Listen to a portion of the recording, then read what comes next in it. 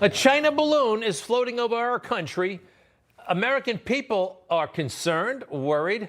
Our leadership, so blasé. They don't really care. A couple of things are going on right now. We have particularly weak leadership, of course. Weak leadership that actually really likes balloons. Joe Biden, I'm not kidding. There are so many pictures of Joe Biden with balloons. He seems to have a fixation, maybe even a balloon fetish. Who knows? But he really, really loves a China balloon. Joe Biden has entanglements with China. We know that, and if you don't, you'll know it soon. Where's the balloon right now, by the way? It's said to be over Missouri. It's making tracks. Yeah, left mainland China, so we're told. And now it's over Missouri, right in the middle of the country. And everyone's talking about it, except the President of the United States. I mean, everybody can understand this story. This is not some standoff in the Taiwan Straits. This is right above us. People are taking pictures of this balloon that's spying on us and who knows what else. And this is what Joe's up to. So I'm heading off to Philadelphia. And if you want to ask me a question about the economy, but I'm not going to answer any question about anything else because you never will cover this. Mr. President, why did you decide to postpone Secretary? He made a fake boast about the economy, then the issue that everyone is talking about, everyone's concerned about, and he wouldn't even take a question on it. All day long, he has ignored this issue. I do believe it's because he's compromised when it comes to China. And he did it with arrogance. Mr. President, when and how will you remove the balloon? When and how will you remove the balloon, Mr. President? Why would you want to be president if you wouldn't lead at a moment like this? I don't know, but his interests are not our interests, because right now as a country, we're concerned about this balloon from China, and he's having a grand old time. So he wouldn't talk about it, so they sent General Nobody in front of the cameras, and he also seemed strangely unaffected by the crisis and filibustered and talked about everything else. Just a few things at the top, and then we'll get right to your questions. So first, as you can see, we are conducting press briefings here in our temporary press briefing room while our primary location undergoes extensive technical renovations and upgrades. Our normal call-in options will not be available. So for those who have had to call in, we apologize for the inconvenience. In other news, Secretary Austin returned yesterday from a very productive series of meetings in the Republic of Korea and the Philippines. The Secretary and his Korean counterpart, Minister Lee Jong-sup. In the Philippines, Secretary Austin had his first in-person meeting with his counterpart, Secretary Galvez, and reiterated that the U.S. commitment to Philippine security is ironclad. You see what's going on here? A balloon? What balloon? And then when they were done with that, it was on to the balloon? No, Ukraine. Separately, the Department of Defense announced today a significant new package of security assistance for Ukraine.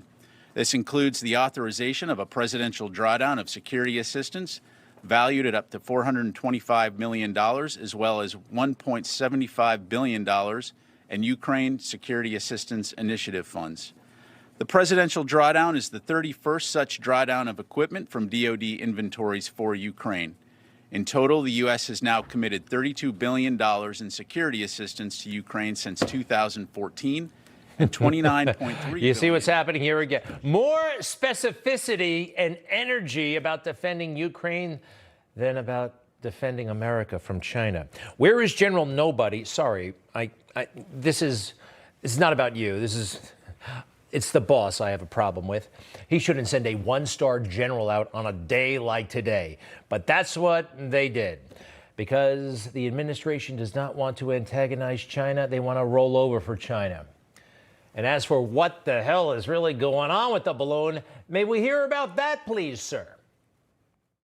While we won't get into specifics in regards to the exact location, I can tell you that the balloon continues to move eastward and is currently over the center of the continental United States. Again, we currently assess that the balloon does not present a military or physical threat to people on the ground at this time. And once it's over a body of water, will you shoot it down? Again, right now we're monitoring the situation closely, reviewing options, but beyond that, I'm not going to have any additional information. Let me go to Tony. Position of the balloon classified? Phil, right now, what we're not going to do is get into a hour-by-hour location of the balloon. Again, we're monitoring it closely. And, how long do you anticipate that it could loiter? Sure. Yeah, so as I mentioned, we'll continue to monitor it. Right now, we assess that it'll probably be over the United States for a few days, but we'll continue to monitor, review our options, and keep you updated.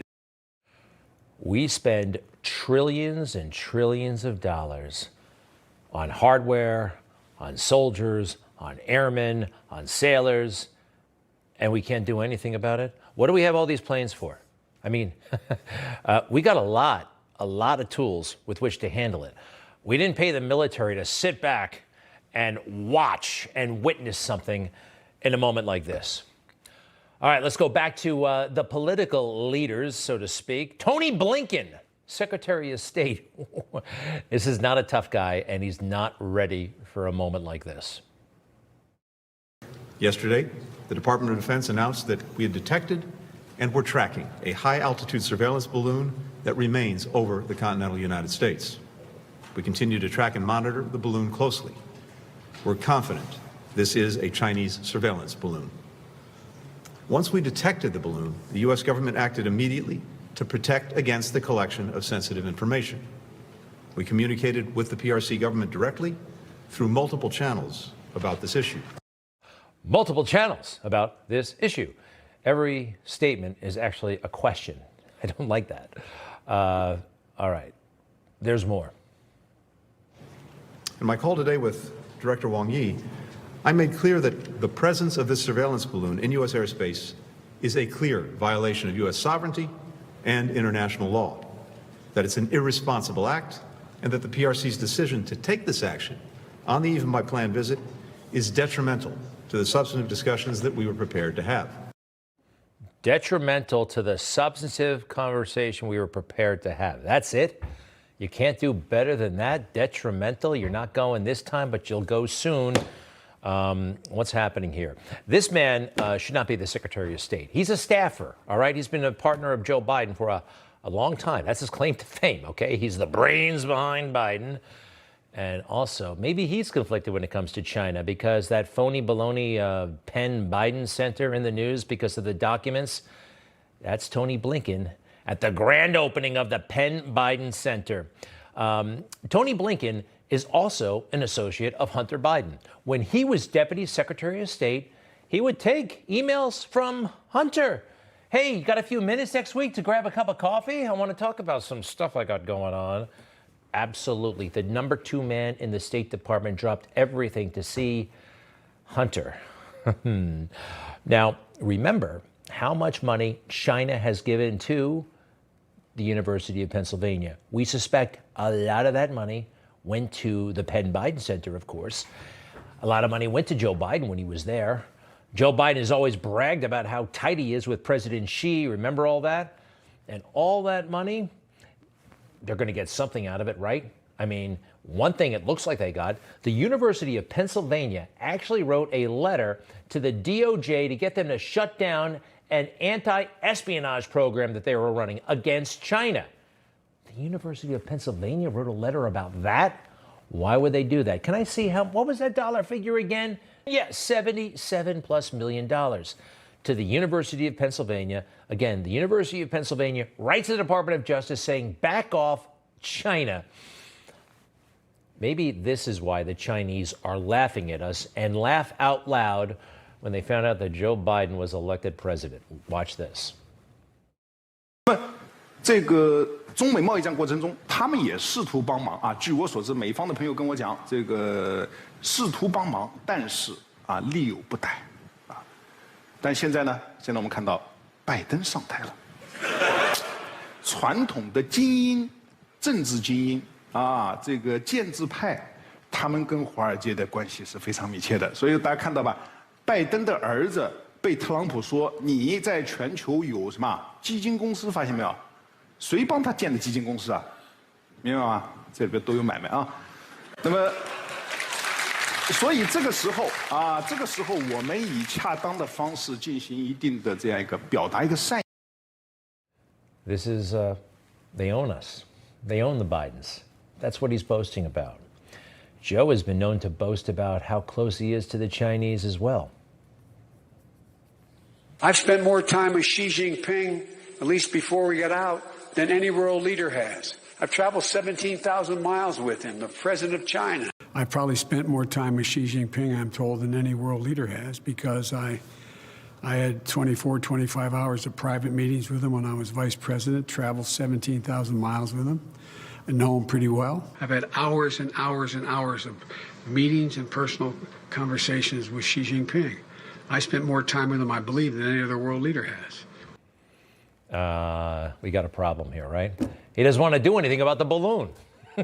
He's owned by China. I firmly believe that. However, though, we do have a military, right? We have a military, and they're going to do something, but they can't do anything really without the commander-in-chief getting involved. What about the top advisor to President Biden on military matters? That is the chairman of the Joint Chiefs of Staff, a guy named, oh yeah, him, Mark Milley. And he's not good at being the chairman of the Joint Chiefs or wearing a uniform. You do remember this guy, right? I want to understand white rage, and I'm white, and I want to understand it.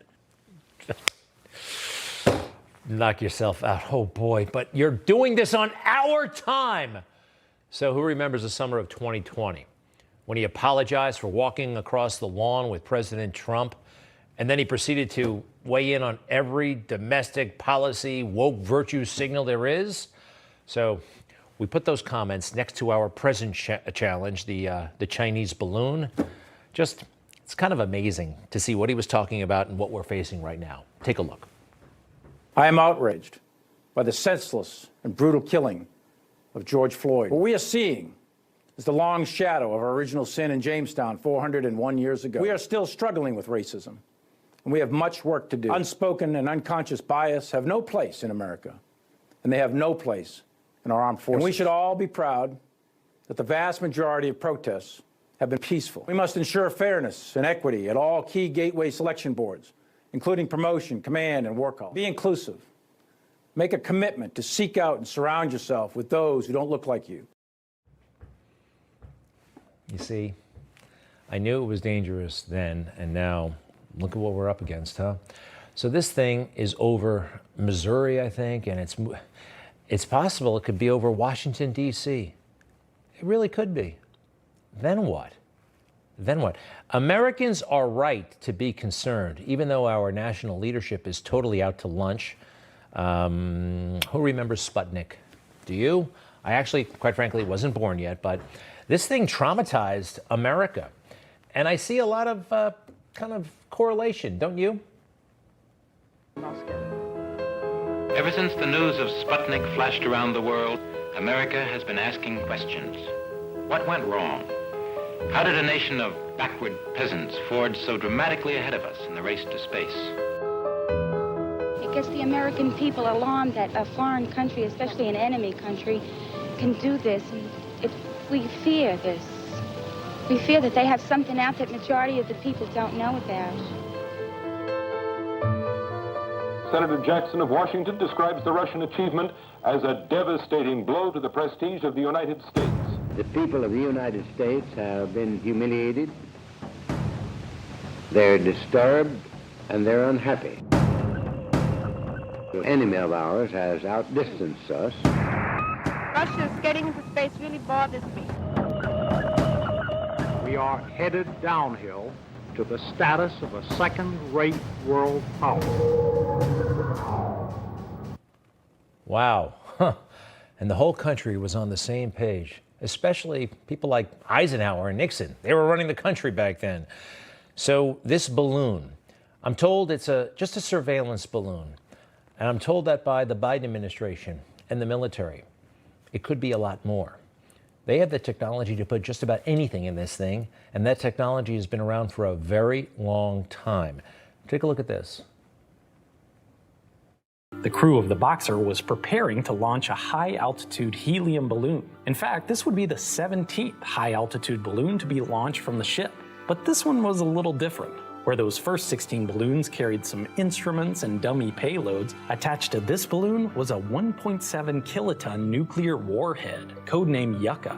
The ship, balloon, and bomb were all part of Operation Hardtack, a series of nuclear tests conducted by the United States in 1958.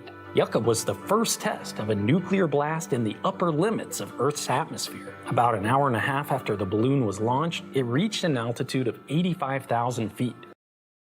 Wow, that balloon looks an awful lot like the balloon we're dealing with right now from China. What's in that thing?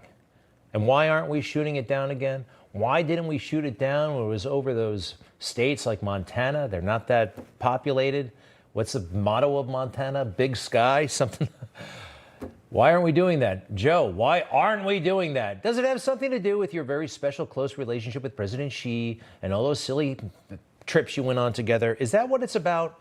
Why have you always been strangely kind and friendly to China? China is not our enemy. I believe then, and I'm even more convinced now, that a rising China is an incredibly positive development for not only China, but the United States and the rest of the world. It is in our self-interest that China continue to prosper. China is a great nation, and we should hope for the continued expansion. We want to see China rise. A rising China can be a significant asset for the region and the world. China is going to eat our lunch? Come on, man. They're not bad folks, but guess what? They're not they're competition for us. China's not our problem. We can help them with some of their problems. China's not a problem. The idea that China is going to eat our lunch is bizarre. And so, what are we worried about? We talk about China as our competitor. We should be helping. Do you think, in retrospect, that you were naive about China? No.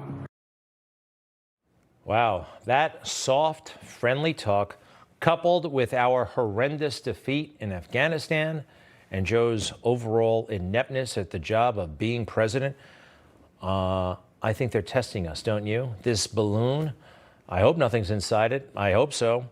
I do know this, we would be so much more secure, so much safer, and everything would be a lot more clear-cut if you know who was in office.